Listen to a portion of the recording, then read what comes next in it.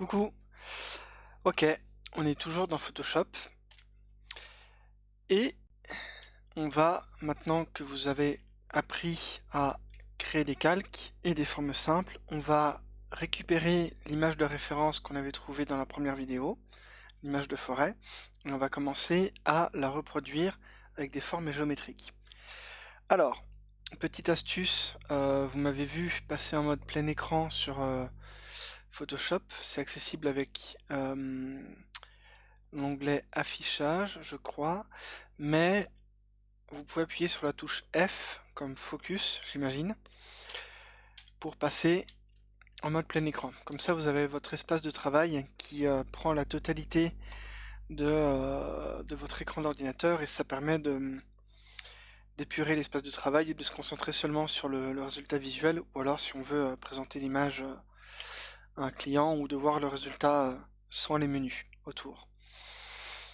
Alors, il se trouve que là, je suis dans mon document Photoshop que l'on a créé dans la première vidéo qui s'appelle Illustration Tuto Concept 01. Pourquoi 01? Comme ça permettra d'incrémenter notre fichier et d'en faire différentes versions. J'ai mon calque d'arrière-plan, j'ai mon calque titre que je supprime, qui était juste là pour l'introduction de la vidéo. Donc j'ai sélectionné mon calque et j'ai appuyé sur la touche supprimer du clavier, mais on pourrait tout à fait utiliser le petit icône de poubelle en bas à droite de l'écran. Normalement, quand vous créez un document Photoshop, donc quand vous faites, pardon, soit la touche CTRL-N ou alors fichier nouveau, vous créez un nouveau document qui fait 1920 pixels de large par 1080 de haut, qui est la définition haute définition des écrans d'ordinateur modernes. Normalement, ça vous crée un nouveau document et Photoshop, par défaut, vous crée un calque qui s'appelle arrière-plan, qui est un calque blanc, et il met un petit cadenas à côté. Ça veut dire qu'en fait, ce calque-là, on peut tout à fait tracer des formes dessus, comme j'ai montré dans la vidéo précédente. Mais on ne peut pas le dupliquer, on ne peut pas déplacer le calque, on ne peut pas le supprimer parce qu'il y a le petit cadenas. C'est un calque qui est protégé, ce qui peut être très utile quand on a un calque qui est important dans notre espace de travail et que l'on ne veut pas le supprimer, par exemple. Là, je peux pas le supprimer. Ce calque-là, je vais enlever le petit cadenas. Alors, bah voilà, il suffit de cliquer sur le petit cadenas et ça devient le calque 0. Comme on est en informatique, on compte à partir de 0 et non pas à partir de 1. C'est juste une convention. Je vais importer, entre guillemets, l'image de référence, la photographie qu'on avait trouvée sur Google Images, dans ce document Photoshop. Donc pour ça, j'ai une fenêtre de l'explorateur Windows qui est ouverte ici. Un raccourci clavier qui est super agréable à utiliser, c'est la touche Windows comme E comme Explorer, qui peut vous permettre d'ouvrir autant de nouvelles fenêtres dont vous avez besoin. Et si vous couplez ça avec l'utilisation de l'accès rapide, vous pouvez mettre en favori des dossiers. Comme ça, vous pouvez directement retrouver facilement des dossiers spécifiques sur un travail en cours. Si c'est un travail qui prend plusieurs jours, plusieurs semaines, vous pouvez très facilement retrouver vos dossiers qui contient les fichiers de travail et les fichiers d'export. Alors, j'ai ici une image que j'ai honteusement téléchargée sur internet sans vraiment me soucier de l'origine de l'image. C'est forcément l'œuvre d'un artiste. Ça mériterait à aller voir de quoi il en retourne. Donc on voit que c'est une image qui a une dimension de 1230 pixels de large par 692 de haut, qui est une image qui est plus petite que le document de travail actuel, mais qui est une image qui a une définition tout à fait correcte. Je la prends et je la glisse dans mon espace de travail, et ça me l'importe. Donc là, je suis directement passé avec l'outil Photoshop de déplacement, translation, etc. Donc je fais CTRL Z pour annuler la modification en cours. Je peux donc modifier la taille de mon image. Je peux la compresser, ou alors je force une mise à l'échelle homogène en laissant appuyer sur Maj, et si j'appuie en même temps sur Alt, ça laisse la mise à l'échelle à partir du point de pivot qui est au centre de l'image. Donc comme ça, je peux la mettre à cette taille-là. J'appuie sur Entrée, et on voit que Photoshop a enlevé les petits outils de prévisualisation de transformation. On n'a plus les petites diagonales de l'image et les points qui étaient sur les bords. Donc ça a validé la transformation de l'image et donc son importation. Je repasse en outil sélection, ou alors j'appuie sur la touche V de mon clavier, comme ça je peux déplacer mon image dans mon document. Donc on voit que si je déplace mon image sur un côté, ça va couper mon image. C'est logique, elle sort visuellement de mon espace de travail. Donc si je enregistre ce document Photoshop sous un format JPEG ou PNG, donc un format image final, l'image ressemblera à ce que l'on voit dans l'écran. Pourtant, vu que l'image que j'ai importée, la photographie de la forêt, est un calque, les informations visuelles ne sont pas perdues. Elles ne sont pas visibles, mais elles sont toujours présentes. Si je déplace mon calque, je retrouve tout à fait les morceaux de l'image qui étaient sortis. C'est un peu comme si vous aviez une table de travail avec un rectangle qui définit l'image que vous allez prendre en photo. Imaginons qu'il y a un appareil photo au-dessus. Vous êtes en train de travailler, vous ajoutez des calques comme en vrai, des feuilles de canson que vous copiez, des collages photos, ce genre de choses, vous pouvez peindre dessus. Et à la fin, vous prenez une sorte de photographie de l'ensemble, et la photographie, c'est une image finale euh, compacte de ce que vous avez. Donc vous perdez les informations des calques, etc. et vous avez une image finale, exportable et présentable sur là où vous voulez, un client, sur internet, à garder pour vous, voilà. Vous avez sans doute remarqué que le calque que l'on vient d'importer porte le nom du fichier que l'on a importé, donc c'est le même nom que l'image qui était contenue dans le dossier Windows.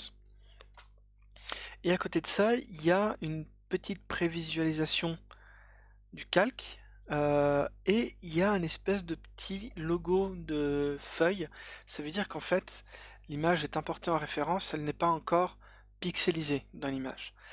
Donc je vais faire un clic droit, et je vais...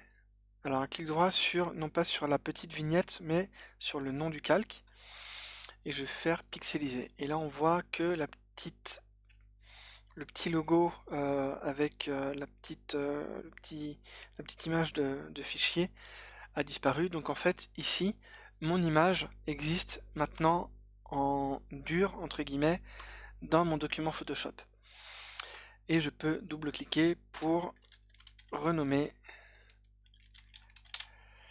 mon calque, et je vais aussi renommer le calque blanc que je vais appeler fond, parce que ça va être mon arrière-plan et je ne vais pas y toucher. Ça peut être intéressant d'avoir toujours un calque d'une couleur unie, un blanc par exemple, à l'arrière-plan, comme ça permet d'ensuite travailler l'image, de jouer sur des effets, ce genre de choses. Photoshop, j'ai montré dans la dernière vidéo comment on pouvait faire une sélection, et là j'ai sélectionné un rectangle de la photographie. Comment je le sais? Je le vois parce que j'ai mon calque qui est sélectionné dans la fenêtre des calques. Et maintenant, si je passe en mode sélection et que je fais un déplacement, ça ne va pas déplacer l'entièreté de mon calque, mais seulement ma sélection. Donc c'est comme ça qu'on peut faire du photomontage, ce genre de choses. Je peux aussi utiliser l'outil lasso et sélectionner par exemple que la personne ici. J'appuie sur Entrée pour valider la sélection. Je repasse en mode sélection, et comme ça je peux déplacer seulement le personnage et le mettre là où je veux dans l'image. Je fais CTRL Z pour annuler mon déplacement, j'appuie sur la touche M pour repasser en mode masque, je clique dans le vide, ça annule la sélection. Ouais, c'est marrant, on dirait qu'il y a un truc directement sélectionné autour du perso. C'est rigolo. Ok, cool.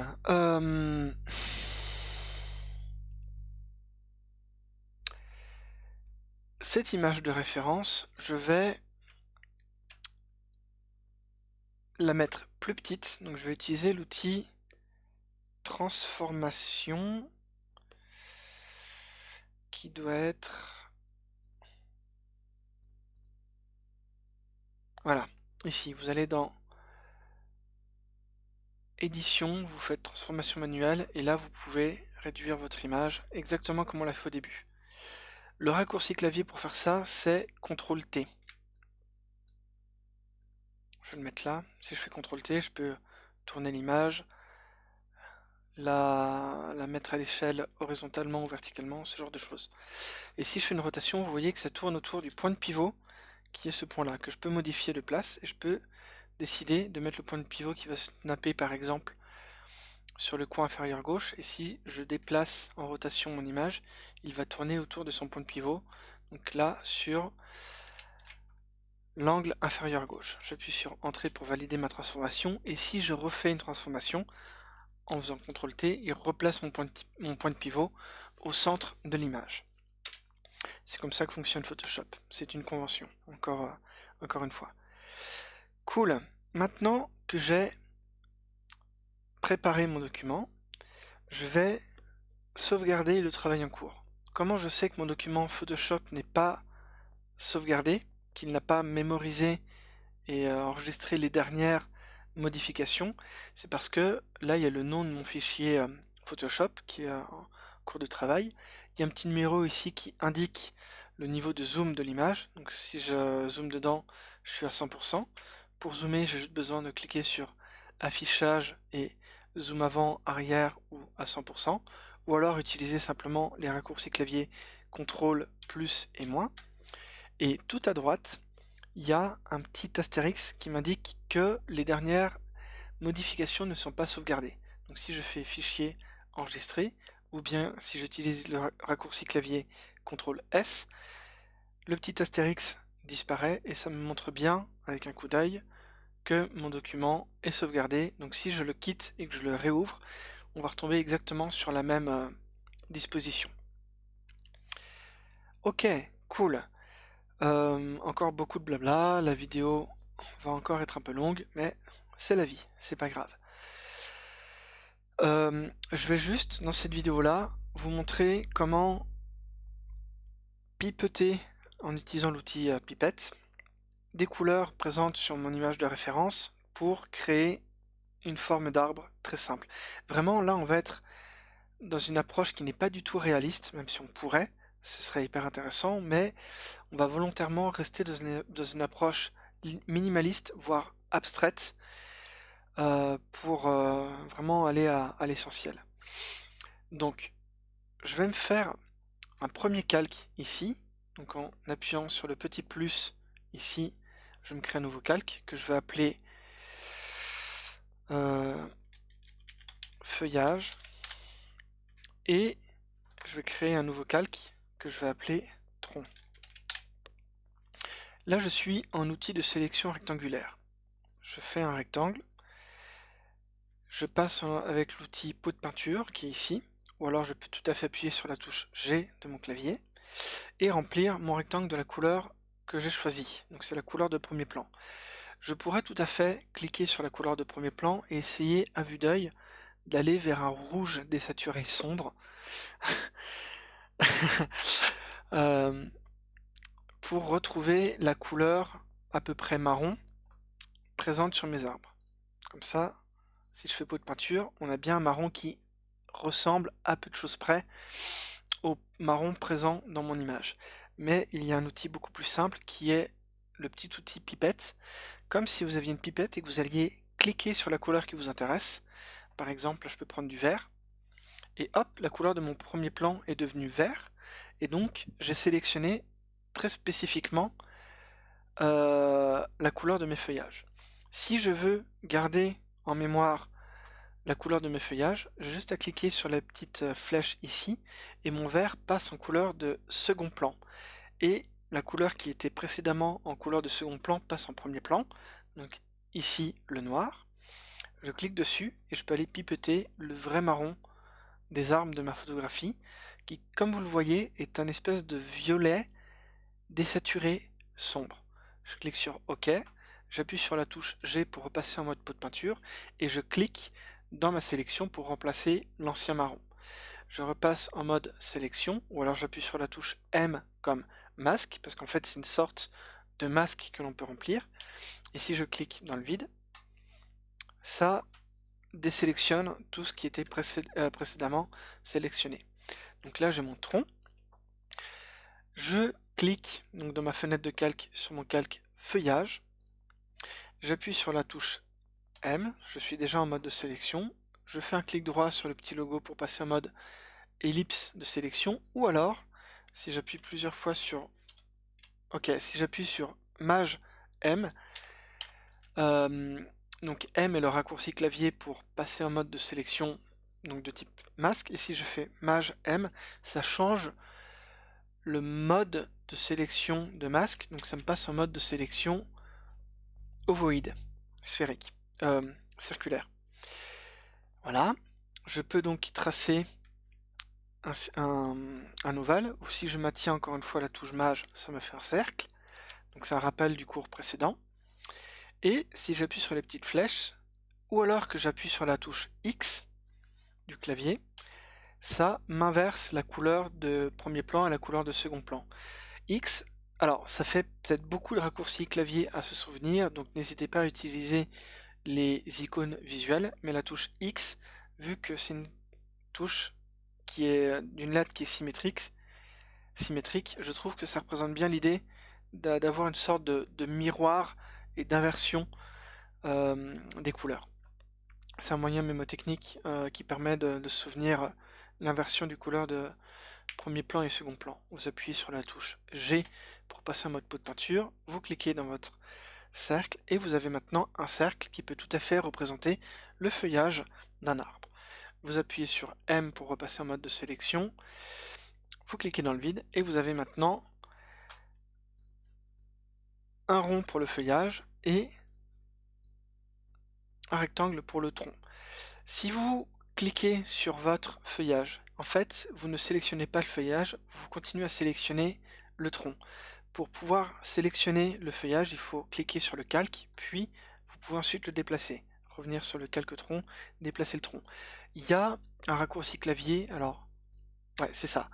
Si vous appuyez sur CTRL et vous cliquez visuellement sur l'élément qui vous intéresse, je pourrais tout à fait faire ça avec le calque de référence, CTRL, clic, vous voyez que automatiquement, ça va me sélectionner le calque où j'ai cliqué dessus, ici le calque référence, et ça vous permet de l'avoir facilement sélectionné pour ensuite le déplacer. CTRL-clic sur le tronc, je déplace le tronc, CTRL-clic sur le feuillage, je déplace le feuillage. Je fais un CTRL-S pour sauvegarder ma scène, et comme ça, j'ai pas encore grand chose, mais j'ai préparé un espace de travail qui est propre, et maintenant, on va pouvoir commencer à s'amuser et à faire des choses intéressantes. Merci d'avoir regardé cette vidéo, et à tout de suite pour de nouvelles aventures chocolatées. Des bisous.